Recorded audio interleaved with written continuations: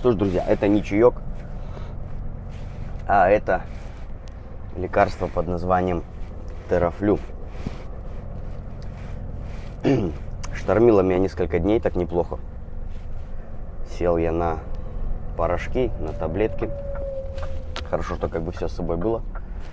В общем, где-то я прощелкал заразу. И да, всем привет, забыл я сказать. Сегодня у нас тема пойдет о том, как, где и когда и зачем я надевал цепи за все время работы в Скандинавии. Не сильно много будет рассказов на самом деле, но все же они есть. Мы с вами сейчас в городе Майрана. Поедем мы через перевал, пересечем Заполярье и в сторону Бода я еду. Там у меня небольшая выгрузка. Остатки на Майране была основная выгрузка, и в Бода вот то, что вы сейчас видели. И там я уже загружусь мусором и поеду обратно в Швецию, как всегда. Значит, нельзя было выздороветь и потом снять видео, потому что, сами понимаете, у меня какой-то рейс выпадает где-то проехать по интересному месту раз в неделю максимум. И поэтому мне нужно как-то было использовать это время, чтобы в воскресенье выпустить новый ролик. Не хочется мне делать паузы какие-то. То есть пока есть что-то говорить, есть что-то снимать, то буду снимать и буду говорить.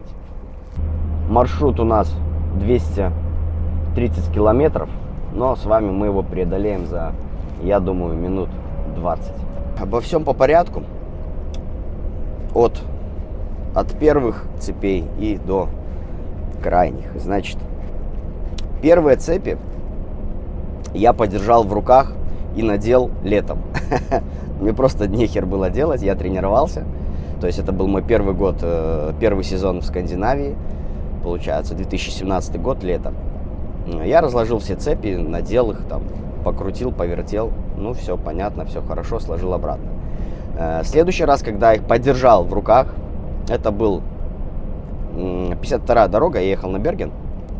Вес был средний. И, в общем, что-то тоже там коллапс какой-то. Один завис, второй завис, третий цепи, двухосник висит раскоряченный. В общем, ситуация так себе. Я еще тогда не знал эту дорогу. А там оставался последний такой небольшой подъемчик. Ну, я стал на спуске, стою, смотрю на эту всю ситуацию. Думаю, ну, пойду я, типа, смотрю, все надевают цепи. Пойду я надену цепи. Типа, мол, может, надо. Я пошел надевать цепи. Значит, пока я там ковырялся, с одной стороны, с другой стороны. Первый же раз, как бы, в полубоевой ситуации. И, в общем, все и разъехались. Ну, это где-то минут 30, наверное, прошло. Я смотрю, что подъем пустой, можно проехать. И я думаю, что я тут ковыряюсь с этими цепями, нахер они мне нужны, эти цепи. Я их закинул обратно в ящик и поехал. Вот. Ну и все, спокойно проехал, и на этом все. Зима прошла. Цепи больше я ни разу не надевал. Везде были накатанные дороги. Где-то в чем-то везло, где-то еще что-то. То есть плюс веса как бы были хорошие, что, ну, зачастую просто не нужно было это надевать. В колонну нигде не попадал. Наступила следующая зима. Я работал на линии Пост-Норд. С Дании мы возили игрушки в Норвегию. Очень интересная такая работа была, но сейчас не об этом. И занесло меня с немножко другим грузом. Я в Норвегии выгрузился игрушками и загрузился какой-то фигней, точно не помню, строительными какими-то материалами. И выдвинулся я такими дорогами в зиму, по которым мало кто ездит. Я не помню, 50 это была или 51 я вначале преодолел. И потом мне нужно было переехать на 13-ю дорогу. Я вот на карте вам постараюсь показать это место, если я ничего не перепутал. Значит, стемнело уже, но было еще там часа, наверное, 4-5 где-то вечером. И я вижу знаки там впереди, там подъем туда-сюда. И смотрю, впереди далеко аварийки, и стоит норвег на аварийках. Я дальним подсветил, немножко смотрю, он цепи надевает. Думаю, о, Если норвег надевает цепи, думаю, надо и мне. Я тоже стал на остановку и пошел, достал цепи, 2 цепи, так я достал, самые большие, с большими шипами. Груза у меня было, всего остаток был где-то тонны 4, наверное, на пол прицепа, даже меньше, каких на пол прицепа, на треть прицепа, в начале тонны 3 у меня груза было. Я надел 2 цепи, самые большие, классные такие, с большими шипами, вот, и выдвинулся. У меня одно видео осталось, я просто что-то снимал для себя, и вертикальное, но там особо ничего не понятно. В общем, подъем там очень сложный, в плане, что и угол его подъема, и вот этот вот его, змейка вот эта. Вот впереди у нас подъемчик такой небольшой будет, на котором у меня в прошлом году, в мае, возникли проблемы на двухоснике. А его не видно из-за горой. И меня подсадил легковая с прицепом какая-то, выползла передо мной. И все, и просел. А я пустой был. Короче, гребся, но кое-как я зашкрябался здесь. Ну, подъемчик тут, то есть, небольшой, ну, такой немножко подзатяжной.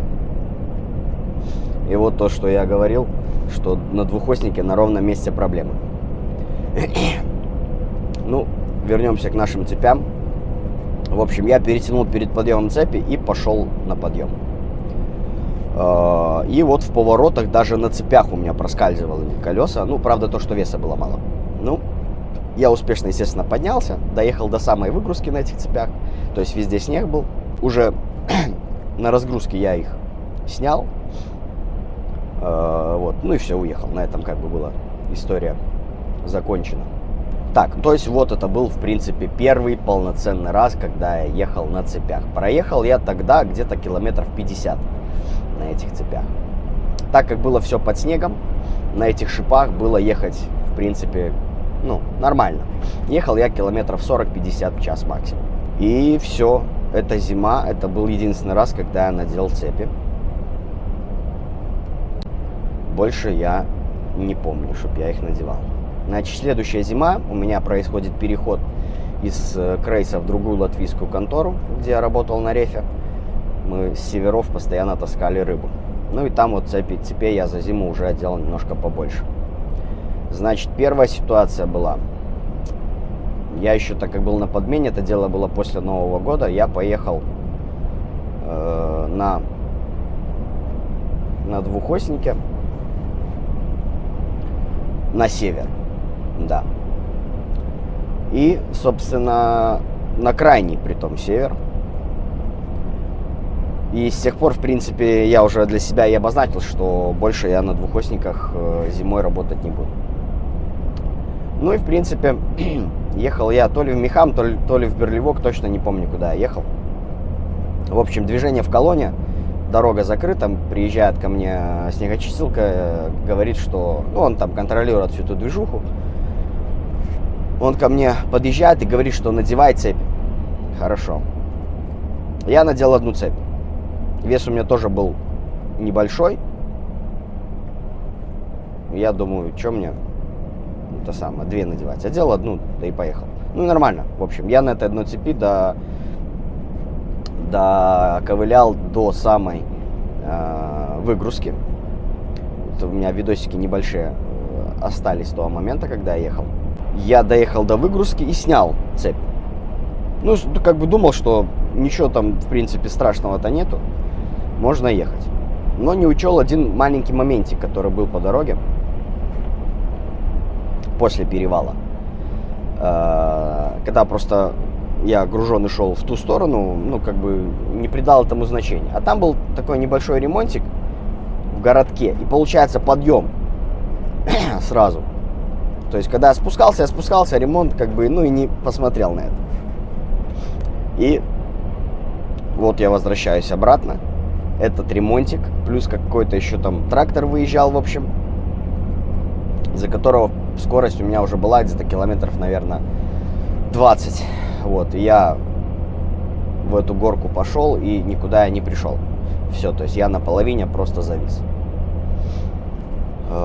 Вот это был мой первый раз, когда я завис на подъеме. Ну все, давай мутиться, крутиться. Я сразу надел одну цепь, в чем допустил ошибку. То есть, как я ее надел, я сделал откат назад. То есть, я накинул цепочку, подбил под колесо, откатился назад и защелкнул, в принципе, ее успешно. Я надевал самую большую цепь, тоже с большими шипами. Ошибку я допустил, то, что я ее одну накинул. Ну и вот, я накидываю эту одну цепь, газую, пытаюсь вперед, но ничего не происходит, она буксует. И в это время жопу мою сносит, и я переграждаю дорогу. Ну, то есть дорога также каток. Вот. Я переграждаю всю дорогу, получается. Пытаюсь как-то вымутить, выкрутить, вырулить. И смог немножко машину убрать. Мне прибежал на помощь норвег. Проезжал мимо на снегоходе. Он сказал, говорит, я тоже типа водитель, сейчас выходной. Вот туда-сюда. Он мне помогал. И мы с ним уже вторую цепь надели. И я на двух цепях пробую стартануть. У меня ничего не получается. Машина не едет вперед. Пустой двухосник на цепях вверх не едет. Ну, уклон был хороший. Я не знаю сколько. Может, 11% каких-нибудь. Ну и этот человек побежал. Коллега, получается, побежал. Стоял внизу трактор. Ждал проезда. Дорогу опять со второй попытки я опять переграждаю дорогу, когда попытался поехать. И он попросил этого трактора. Трактор подъехал, вперся ковшом ко мне в зад прицепа. И только с таким способом я смог подняться наверх. То есть мне нужен был небольшой толчок. Трактор это сделал. И я на цепях, на двух цепях смог тронуться с места. И только так и поднялся. С того раза я, конечно, еще раз попадал туда. Думал, может, где-то увижу этого человека. Я всегда возил с собой пузырь. Вот, когда на северах работал, у меня лежал с собой пузырь. Я думал, если я встречу этого чела на снегоходе, я ему отдам эту бутылку. Но все, потом, как бы больше я его не встретил, к сожалению. Ну, может быть, еще когда-нибудь встречу. Первый раз, когда я ехал на цепи, вот перевал этот, вся движуха там, в сумме я проехал где-то около километров 80-100 на этой вот на одной цепи, когда шел туда. Ну, обратно там просто я на подъем поднялся, сразу же ее снял и уехал. Значит, погодка -6. В это время у нас ранее было потеплее, там где-то -1 было. Ну, как видите, катимся очень даже хорошо. Снег не идет, солнышко, отлично. Так, следующий моментик был. Я где-то упоминал уже этот моментик. Самый сложный мой был момент это. Дело было на 6-й дороге. Выезжал я со Скирвоя. Самая популярная загрузка рыбы. За Тромсо находится эта фабрика. Город Скирвой. Выезжали мы оттуда с коллегой с Крейса. Ну, мы с ним до этого были знакомы в Крейсе. Ну, и как бы вот телефончики были. Он выехал первый. В самом Скирвое есть подъем, кто ездили, те знают сразу. Его мы взяли без проблем. Он шел впереди где-то в полчаса передо мной. И уже вот он вышел на 6-ку. На 6-ке был просто лед. И ничего, то есть не было ни снега, ничего, черный лед. И он на одном из подъемов он завис. Не вытянул до самого конца. Ну и я еду. Передо мной двухосник. Двухосник на голландских, по-моему, номерах. Или немецких, или голландских. Вроде голландских. Но я смотрю, он бодренько идет, как бы. Ну, я так думаю, ну хорошо. Идет и идет. И у нас еще один подъемчик, на котором также я на двухоснике пустом тут шлифовал. Вот начиная где-то вот с этого момента и до самого конца я гребся вверх. Херентес. Херентес поехал реф. С рефом я мало с кем знаком. И, значит, мне позвонил коллега с Крейса. Говорит, я завис, но я стою нормально, ты сможешь проехать, то есть не останавливайся. Я сейчас цепь не надену и дальше поеду. Ну, хорошо. Я еду, знаю, что он висит. И издалека видны уже его аварийки, что он стоит. Ну и я взял расстояние тоже от этого двухосника. Смотрю, он бодро пошел, там такой спуск, и потом начинается подъем. Я поднял ленивец на тягаче, на прицепе, можно было с кабины прицеп поднимать у нас. И также стартую, до максималок разгоняюсь, и вижу просто, что двухосник начинает оттормаживаться, образно говоря. И на этом все. Он останавливается, притом посреди дороги. Ну, я, естественно, за ним. Дорога каток, стоять просто невозможно. У него была одна цепь порвана, вторая что-то там не то. Короче, я так и не понял, что у него было с цепями. В общем, я ему дал одну цепь свою. То есть одна у него была нормальная, вторую я ему дал. Он помог ему, точнее, помог ему также надеть цепи. Ну и все. Я ему помог, и он успешно поднялся наверх. Цепь мне он вернул потом. И я себе пытался надеть цепь. В общем, мне одну... Подождите, как это было? Да, одну, наверное, я надел. Меня обратно раскорячило там. Вообще, долго ситуация происходит. Ночь, холодно, все вот это вот вместе. Проехать никто не может. Приехала полиция. Снегочистилки проехать не могут, получается. И мне полиция сказала, что, говорит, тебе какой-то срок там дают, давай еще, типа, там, время какое-то даем. Если нет, то вызываем викинга. В общем, где-то это все происходило около часа. Я уже просто, вот, сил не было, я даже позвонил шефу и сказал, говорю, все, вызывай викинга, потому что я не могу, я тронуться с места, у меня ничего не получается. Вот, он меня таким образом успокоил, говорит, да давай, попробуй еще так, возьми, попробуй засыпься всем этим самым, всей крошкой.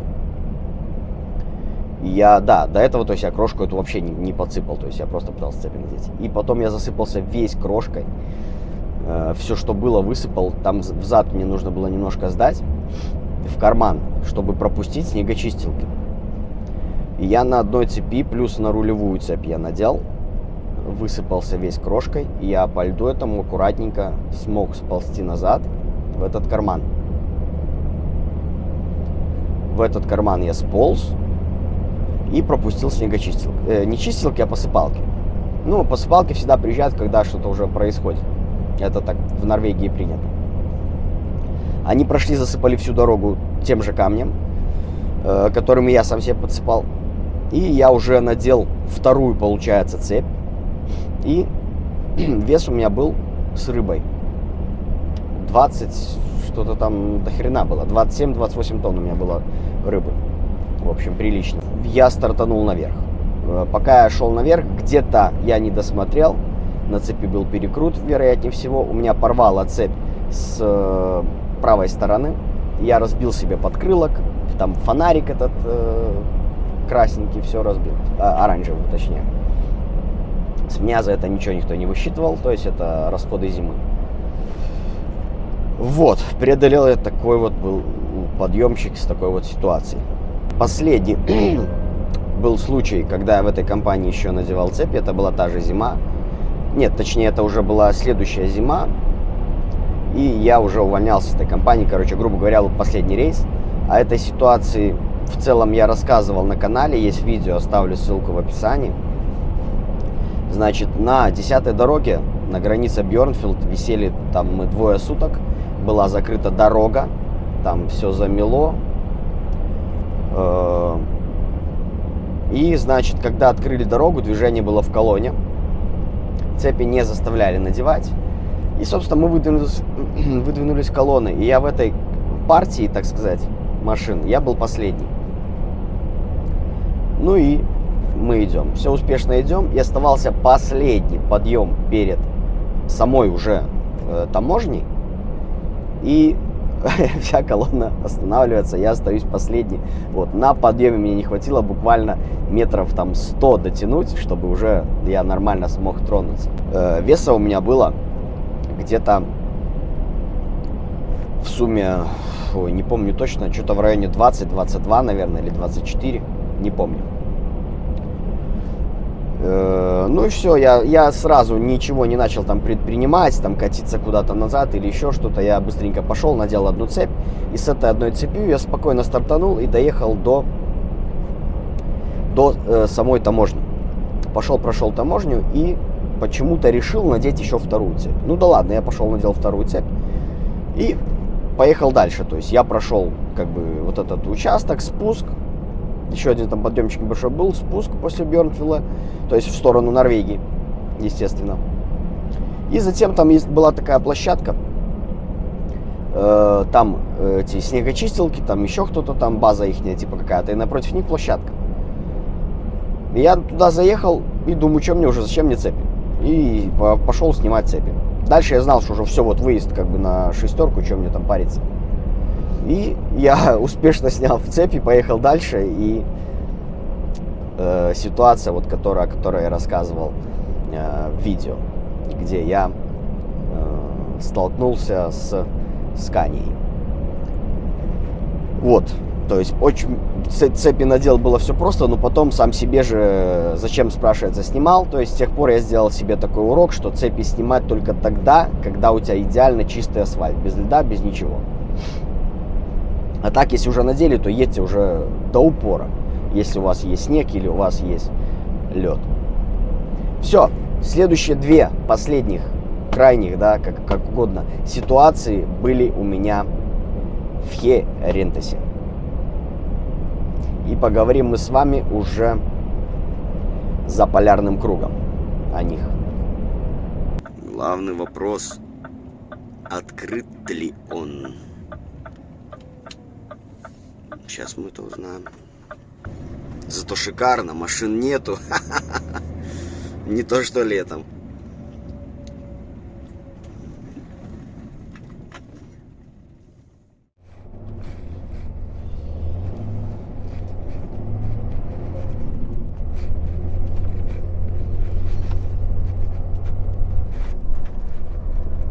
Можно и пошалить немножко. Ух.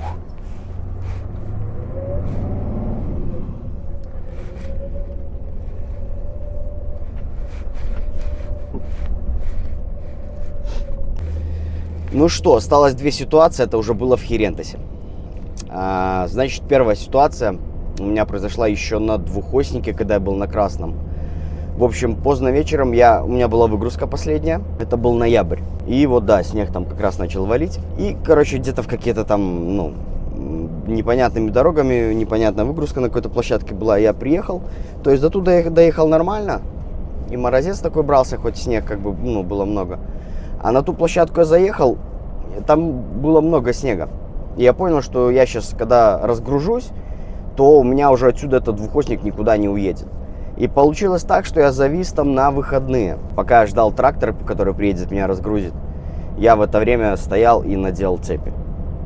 Я надел цепи, он у меня выгрузил, я отстоял выходные. И как раз там все начало таять, в общем, такое. Дорога была ужасная, хоть ее там и чистили периодически. И все, я из этого региона просто выехал на цепях. И, ну, до асфальта, вот, да, до асфальта я доехал и снял их. Все, на этом. И нормально. Ну и последняя, которую я показывал, это 7-я дорога, движение в колонне. Двигался. До этого информация не писала, что закрыт перевал. Нигде не писалось. И вот только под самый конец, почти когда я приехал туда, уже горели знаки, что закрыта дорога. Вот. Я остановился. Ко мне подошел контролер, который там тусуется, и сказал надевать цепи. Я пошел надевать цепи. И у меня на одной из цепей не оказалось хлястика. Как-то я не доглядел, когда комплектовал. Но цепей у меня запас был большой тогда. Да, я не знаю, у меня там штук 10, наверное, цепей было в сумме. Вот, то есть можно было все это доставать все. Ну, которые под рукой были, почему-то я ее прощелкал. Ну, вот. Ну и, в общем, я вначале не увидел. То есть я сразу накинул две цепи и одним махом хотел на них наехать. Я накинул, то есть делаю наезд и понимаю, что с одной стороны у меня нету этого хлястика. Думаю, блин, ну что за херня. Я закрепил ту цепь, которая была, получается, с правой стороны. А с левой стороны я ее снял. И когда я снимал, уже время было стартовать. И мне это говорит, типа, нормально все, типа, хватит тебе одной цепи. Я, ну хорошо. Все, я эту цепь кинул и пошел по перевалу на цепи. Цепь-то мне нужна была мне абсолютно. Вот, ну это их меры предосторожности. Он спросил, есть у тебя анспот или нет? Я говорю, нет. Он такой, ну типа пустой или груженый? Я говорю, пустой. Он тогда, ну тогда типа надевай цепь. Вот. Такие вопросы были мне заданы. Ну, хватило мне одной цепи, я проехал спокойно весь перевал без проблем 7-й дороги. Это я возвращался из Бергена в Осло. В то время на 52-й там было все гораздо сложнее, там и закрыт был перевал, и снег там валил, короче, или ветер там был сильный, что-то в этом роде. В общем, поэтому я без всяких вообще вопросов я ехал по 7-й. Потому что я знал, какая она, потому что я до этого тудой также ехал, потому что на 52-й были проблемы. Вот. И это тот подъем самый страшный, который там на 7-й дороге, через тоннели, эти петли. То есть там тупо асфальт был. Там плюсовая температура и асфальт. Там вообще вопросов никаких не было. А на самом перевале просто был ветер. Почему, кстати, да, движение было в колонне, был ветер просто. И все. Поэтому были переметы, движение было в колонне. Как бы очень банальная, простая ситуация. Обычно на северах дорогу при такой ситуации вообще не закрывают, как была ситуация тогда по 7-ке. Вот и все ситуации, которые со мной были за 5 лет в Скандинавии. То есть сейчас 6-й год идет. Небольшой был перерывчик, о котором я рассказывал. То есть он такой был сбитый вот, из-за коронавируса. У меня получились неполные зимы. Одна половинка и там вторая половинка вышла. Ну и сейчас уже вот полноценно можно считать. Ну, как бы, да, в прошлом году так тоже вышло, что я январь отработал, у меня закончилась виза, и я уехал из Херентеса. Все было хорошо, работа классная, мне все нравилось, вот, но ситуация не позволила продолжить там работать. Поэтому теперь я здесь. Здесь у меня проблем с документами на всю зиму не будет. И это получается, у нас будет первая зима на моем канале, будет полноценная большая зима. Вот. Каналу будет в мае месяце 3 года. И вот получается, первая неполная зима была начало, там чуть-чуть, там, даже не помню, снег там я показал или нет. Нет, какой уже снег, я начал если с мая месяца.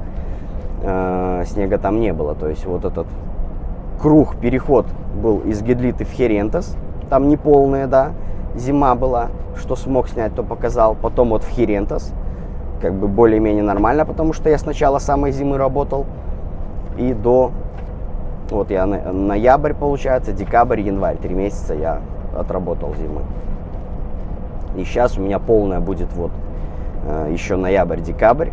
В январе я поеду домой первую неделю, и потом февраль, март, апрель закроем полностью всю зиму. Вот, собственно, такие у меня планы.